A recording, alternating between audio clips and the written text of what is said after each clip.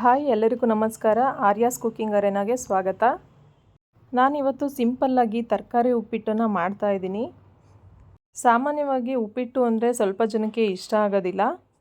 ಅಂಥವ್ರಿಗೆ ಈ ಥರ ಉಪ್ಪಿಟ್ಟನ್ನ ಮಾಡಿಕೊಡಿ, ಖಂಡಿತ ತಿಂತಾರೆ. ಹಾಗಾದರೆ ಬನ್ನಿ ಹೇಗೆ ಮಾಡೋದು ಅಂತ ನೋಡೋಣ. ನಾನಿಲ್ಲಿ ಉಪ್ಪಿಟ್ಟು ರವೆ ಅಂದರೆ ಮೀಡಿಯಮ್ ರವೆನ ತೊಗೊಂಡಿದ್ದೀನಿ. ನೀವು ಬೇಕು ಅಂದರೆ ಬನ್ಸಿ ರವೆ ಕೂಡ ತೊಗೋಬೋದು. ನಾನಿಲ್ಲಿ ಕ್ಯಾರೆಟು ಮತ್ತು ಬೀನ್ಸ್ನ ಚೆನ್ನಾಗಿ ತೊಳೆದು ಚಿಕ್ಕ ಚಿಕ್ಕದಾಗಿ ಕಟ್ ಮಾಡಿ ಇಟ್ಕೊಂಡಿದ್ದೀನಿ. 1 ಕಪ್ ಬೀನ್ಸು, 1 ಕಪ್ ಕ್ಯಾರೆಟು, ಹಾಗೆ ಹಸಿ ಬಟಾಣಿ 1 ಕಪ್ ತೊಗೊಂಡಿದ್ದೀನಿ. ಹಾಗೆಯೇ ಒಗ್ಗರಣೆಗೆ 1/4 ಇಂಚು ಶುಂಠಿನ ತುರಿದು ಇಟ್ಕೊಂಡಿದ್ದೀನಿ. ಹಾಗೆ ಕೊತ್ತಂಬರಿ ಸೊಪ್ಪು, ಕರಿಬೇವಿನ ಸೊಪ್ಪು, ಟೊಮೊಟೊ, ಹಾಗೆ ಹಸಿಮೆಣಸಿನ್ಕಾಯಿ, ಈರುಳ್ಳಿ, ಹಾಗೆ ತೆಂಗಿನ ತುರಿ, ಹಾಗೆ ಸಬ್ಬಸಿಗೆ ಸೊಪ್ಪನ್ನ ತೊಗೊಂಡಿದ್ದೀನಿ. ಇಷ್ಟಿದ್ರೆ ಸಾಕು, ಉಪ್ಪಿಟ್ಟು ತುಂಬ ಚೆನ್ನಾಗಿರುತ್ತೆ. ಈ ಥರ ಒಂದು ಸಲ ಮಾಡಿ ನೋಡಿ ಹೇಗಿತ್ತು ಅಂತ ಹೇಳಿ. ಇವಾಗ ಮೊದಲಿಗೆ ಸ್ಟವ್ ಆನ್ ಮಾಡಿ ಒಂದು ಬಾಣಲಿನ ತೊಗೊಂಡಿದ್ದೀನಿ. ಬಾಣಲಿ ಬಿಸಿ ಆದಮೇಲೆ ಅರ್ಧ kg ಆಗೋಷ್ಟು ರವೆನ ಹಾಕೋತಾ ಇದ್ದೀನಿ. ರವೆನ ನೋಡಿಕೊಂಡು ಮೀಡಿಯಮ್ ಫ್ಲೇಮಲ್ಲಿ ಉರಿಬೇಕಾಗುತ್ತೆ. ಹೈ ಫ್ಲೇಮಲ್ಲಿ ಉರಿಯೋದ್ರಿಂದ ರವೆ ಎಲ್ಲ ಸ್ವಲ್ಪ ಕಪ್ಪಗಾಗುತ್ತೆ. ಹಾಗಾಗಿ ನಾವು ಮೀಡಿಯಮ್ ಫ್ಲೇಮಲ್ಲೇ ರವೆನ ಉರಿಬೇಕು. ಸ್ವಲ್ಪ ಲೈಟಾಗಿ ಬ್ರೌನ್ ಕಲರಿಗೆ ಟರ್ನ್ ಆಗುತ್ತಲ್ಲ, ಅಲ್ಲಿವರೆಗೂ ಸ್ವಲ್ಪ ಉರಿಬೇಕು. ರವೆ ಉರಿತಾ ಘಮ ಘಮ ಸ್ಮೆಲ್ ಬರುತ್ತೆ. ಆವಾಗ ಗೊತ್ತಾಗುತ್ತೆ ನಿಮಗೆ ರವೆ ಹುರಿದಾಗಿದೆ ಅಂತ. ಅಲ್ಲಿವರೆಗೂ ಮೀಡಿಯಮ್ ಫ್ಲೇಮಲ್ಲೇ ಉರಿಬೇಕಾಗುತ್ತೆ. ಇವಾಗ ರವೆ ಹುರಿದಾಗಿದೆ. ಒಂದು ಪ್ಲೇಟಿಗೆ ಟ್ರಾನ್ಸ್ಫರ್ ಮಾಡ್ಕೋತಾ ಇದ್ದೀನಿ. ಉಪ್ಪಿಟ್ಟು ಚೆನ್ನಾಗಿರಬೇಕು ಅಂದರೆ ರವೆನ ಚೆನ್ನಾಗಿ ಹುರಿದಿರಬೇಕು. ನಾನಿವಾಗ ಸ್ಟವ್ ಆನ್ ಮಾಡಿ ಅದೇ ಬಾಣಲಿನ ಇಟ್ಟು 3 ಟೇಬಲ್ ಸ್ಪೂನಷ್ಟು ಎಣ್ಣೆನ ಹಾಕ್ತಾಯಿದ್ದೀನಿ. ಎಣ್ಣೆ ಬಿಸಿ ಆದಮೇಲೆ ಕಟ್ ಮಾಡಿ ಇಟ್ಕೊಂಡಿರೋಂಥ ಕ್ಯಾರೆಟು ಹಾಗೆ ಬೀನ್ಸನ್ನು ಎರಡನ್ನೂ ಕೂಡ ಹಾಕ್ಕೊಂಡು ಮೀಡಿಯಮ್ ಫ್ಲೇಮಲ್ಲಿ ಸ್ವಲ್ಪ ಫ್ರೈ ಮಾಡ್ಕೋಬೇಕು. ಒಬ್ಬೊಬ್ಬರು ಹೇಗೆ ಅಂದರೆ ತರಕಾರಿನ ಕುಕ್ಕರಲ್ಲಿ ವಿಷಲ್ ಹಾಕಿಸ್ಕೋತಾರೆ. ಈ ಥರ ಒಂದು ಸಲ ಫ್ರೈ ಮಾಡಿ ಉಪ್ಪಿಟ್ಟನ್ನ ಟ್ರೈ ಮಾಡಿ, ತುಂಬ ಚೆನ್ನಾಗಿರುತ್ತೆ.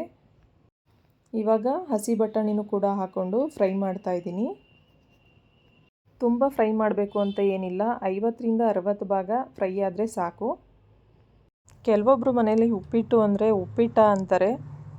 ಹಾಗೆ ನಮ್ಮ ಮನೇಲೂ ಕೂಡ ಈ ಥರ ತರಕಾರಿ ಎಲ್ಲನೂ ಹಾಕಿ ಉಪ್ಪಿಟ್ಟು ಮಾಡಿದರೆ ಇಷ್ಟಪಟ್ಟು ತಿಂತಾರೆ. ಹಾಗೆ ನೀವು ನಿಮ್ಮ ಮನೇಲಿ ಈ ಥರ ಒಂದು ಸಲ ಮಾಡಿಕೊಡಿ.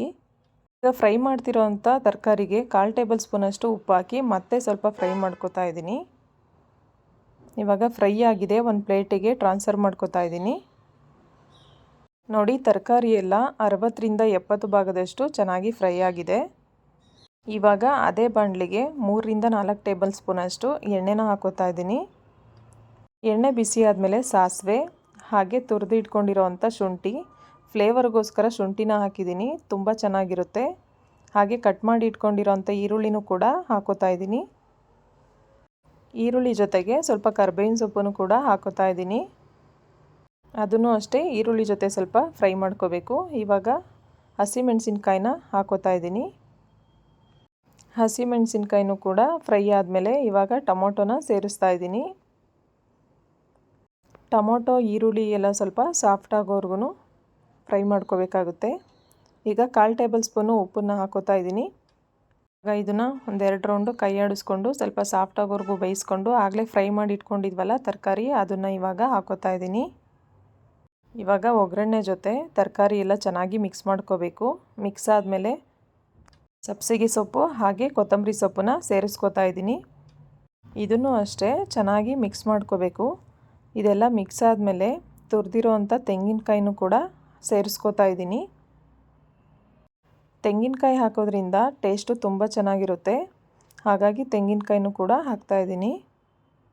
ಇದೆಲ್ಲದನ್ನು ಒಗ್ಗರಣೆಯಲ್ಲಿ ಸ್ವಲ್ಪ ಚೆನ್ನಾಗಿ ಮಿಕ್ಸ್ ಮಾಡ್ಕೋಬೇಕು. ನಾನು ಒಗ್ಗರಣೆಗೆ ಇಡುವಾಗಲೇ 1 ಲೀಟ್ರಷ್ಟು ಬಿಸಿ ನೀರನ್ನ ಕಾಯಕ್ಕೆ ಇಟ್ಕೊಂಡಿದ್ದೆ. ಇವಾಗ ಅದನ್ನು ಬಿಸಿ ನೀರನ್ನ ಸೇರಿಸ್ಕೋತಾ ಇದ್ದೀನಿ. ನೀರನ್ನು ನೋಡ್ಕೊಂಡು ಹಾಕಿ, ಇಲ್ಲಾಂದರೆ ತೆಳು ಆಗಿಬಿಡುತ್ತೆ. ಇವಾಗ 3/4 ಟೇಬಲಷ್ಟು ಉಪ್ಪನ್ನು ಹಾಕೋತಾ ಇದ್ದೀನಿ. ಇದೆಲ್ಲ ಒಂದು ಕುದಿ ಬರೋವರೆಗೂ ಕುದಿಸ್ಬೇಕಾಗುತ್ತೆ. ಬಿಸಿನೀರನ್ನ ಹಾಕೋದ್ರಿಂದ ಉಪ್ಪಿಟ್ಟು ಬೇಗನೆ ಆಗುತ್ತೆ.